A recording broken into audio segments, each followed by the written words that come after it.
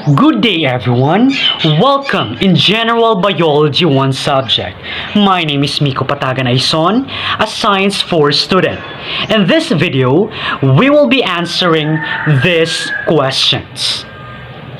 So think of a cell membrane as a balloon filled with water that has a tiny holes, and only water passes through these holes. So if you place this balloon into a container of salt water, what do you think will happen to the water inside of the balloon? Anybody? Very good. Have you heard the word or terms like diffusion and osmosis, class? If yes, very good. If not, let's make this very simple. But before that, let's have our pre-activity. So our pre-activity is called word scrambled. And here are the mechanics of this game. Are the mechanics clear, class? Okay, so for our first scrambled word, we have... Let's see if your answer is correct. Very good. And for our second word, we have... Let's see if your answer is correct. Very good. And for our third word, we have... Okay, you got it right. Very good. And for our fourth word, we have... Okay, very good. And for our last word, we have... Okay, very good. So those are the few words, class, that you will encounter in this video presentation. And our topic for today is all about cell transport mechanism. So here is our learning objectives for your class to be guided all throughout our discussion. So at the end of this lesson, we will be able to first, explain transport mechanisms in cells. Second, create a Venn diagram that shows the similarities and differences between diffusion and osmosis. And third, show confidence through verbal reflection about the importance of transport mechanisms in our body. So today, we're going to explore how substances move in and out of cells without using energy. So this process is called passive transport, and it includes diffusion and osmosis. We have here a video and observe how the movement of food coloring differs in the two solutions. So what do you notice happened in the food coloring when placed in water solution? It spreads out. Very good. So where does the food coloring moves faster? From warmer or cooler water? From warmer water. Very good. And the reason, class, it's because as the temperature increases, the kinetic energy or the movement of molecules also increases. And this video is an example of diffusion. In the next video, pay close attention what will happen to the peeled egg if you will put it into a water and salt water solution. So for the transparency of everybody, this egg is already soaked in the hydrochloric acid or vinegar for a couple of hours for its shells to get easily peeled.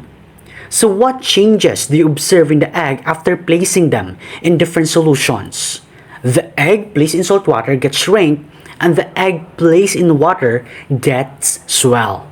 So why do you think the egg got larger in one solution and smaller in another? So the reason, class, it's because the concentration inside of the egg is lower than the concentration of the salt water, causing the water inside of the egg to move out to balance the concentration of salt water, causing the egg to get shrink. And unlike in the egg that is placed in water, the concentration of water is lower compared to the concentration inside of the egg, causing the water to move inside of the egg, causing the egg to get swell or bigger. And this video is an example of osmosis. To fully understand cell transport mechanism, so let's start with the cell membrane. So when we say cell membrane, class, it serves as a gatekeeper and they are semi-permeable. And when we say cell membrane, it is composed mainly of phospholipids, proteins, cholesterols, and carbohydrates. So these components allow the cell membrane to regulate the entry and exit of substances. But take note, the main body of cell membrane is composed of amphipathic phospholipids. So when we say amphipathic phospholipids, it is a type of molecule that has both hydrophilic and hydrophobic. So these form the bilayer structure of the cell membranes. So this bilayer structure stabilizes the cell membrane and regulates the transport of molecules through the process of what we call transport mechanism. So when we say transport mechanism, it is a substances that moves across cell membrane, and it includes oxygen, carbon dioxide, water, ions, glucose, proteins, and large molecules. So there are two types of transport mechanism, and those are passive transport and active transport. But in this video, we will only focus in passive transport. So when we say passive transport, it is the movement of substances across a cell membrane without using energy. So it occurs along the concentration gradient from high to low concentration. No energy required. So there are two mechanisms of passive transport, and those are diffusion and osmosis. Let's begin with diffusion. So when we say diffusion, for example, imagine adding the food coloring to a glass of water. So when you drop the coloring in, it starts to spread on its own, moving throughout the water without anyone stirring it. This happens because the food coloring molecules naturally move from an area of high concentration where the drop is added to areas of lower concentration, the rest of the water, until it reaches equilibrium. And always remember, diffusion involves in any kind of molecules, so it can be in solid, liquid, and gas. There are two types of diffusion, which are the simple and facilitated diffusion. In simple diffusion class, there is no protein, and only small and nonpolar molecules such as gases like oxygen, carbon dioxide, and small molecules like lipids enter and exit through the lipid bilayer of the cell membrane. That is simple diffusion. And when we say facilitated diffusion, it is the diffusion that there is a protein and only large or polar molecules like glucose or ions move across the cell membrane. So this process is essential for nutrient intake and maintaining the cell balance. So here we have a transport proteins that act as a channels or carriers to help large or charged molecules under facilitated diffusion to pass through the lipid bilayer. So when we see channel proteins class, these proteins form a channels in the membrane allowing specific molecules to pass through easily. So they typically facilitate the movement of small molecules. And when we say carrier proteins, these proteins bend to specific molecules and undergo a conformational change to transport molecules across the membrane. So they are involved in moving larger or more complex molecules like glucose or amino acids. So those are the transport proteins under facilitated diffusion. Understood, class? Very good. And now, let's proceed to the second mechanism of passive transport, which is called osmosis. So when we say osmosis, class, it is the movement of solvent water from an area of low solute concentration, which means high water concentration, to an area of high solute concentration, which means low water concentration, across a selectively permeable membrane. So for example, who among you here are familiar with lettuce?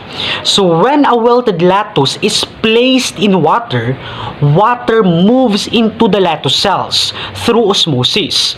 So this rehydrates the cell, making the lettuce crisp again. So osmosis, it is the process where water moves from an area of high concentration water to an area of low concentration inside the wilted cells to balance the water levels. And unlike in diffusion, that it involves in any kind of molecules and it doesn't require semi-permeable membrane, in osmosis, it only involves in water and it requires semi-permeable membrane. Understood? Are you following? Very good.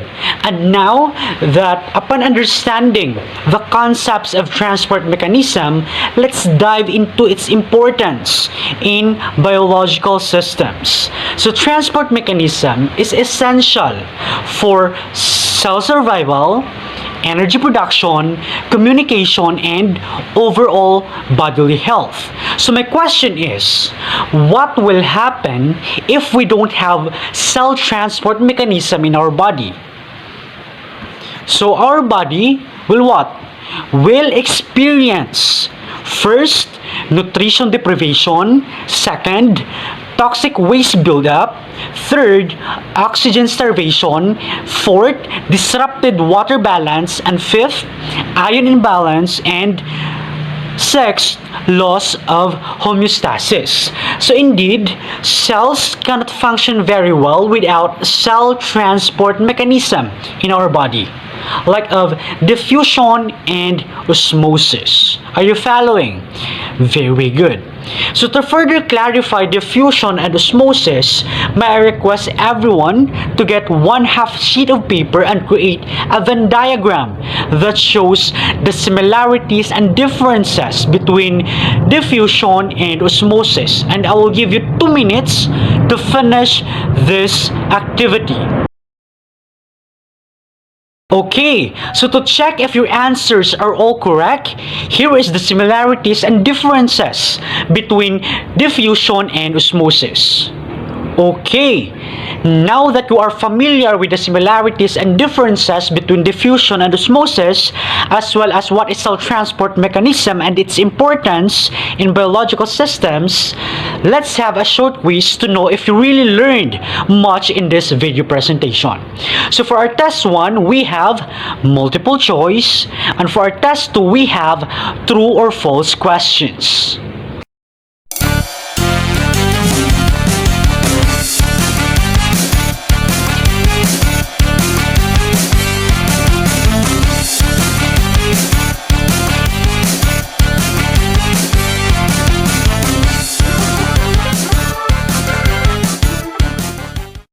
To check if your answers are all correct, here is the answer key for test 1 and 2. So that's it for our video presentation about cell transport mechanism. And I hope that you learned a lot in this video presentation. Always remember, lamang ang may alam. Goodbye class, and thank you for listening.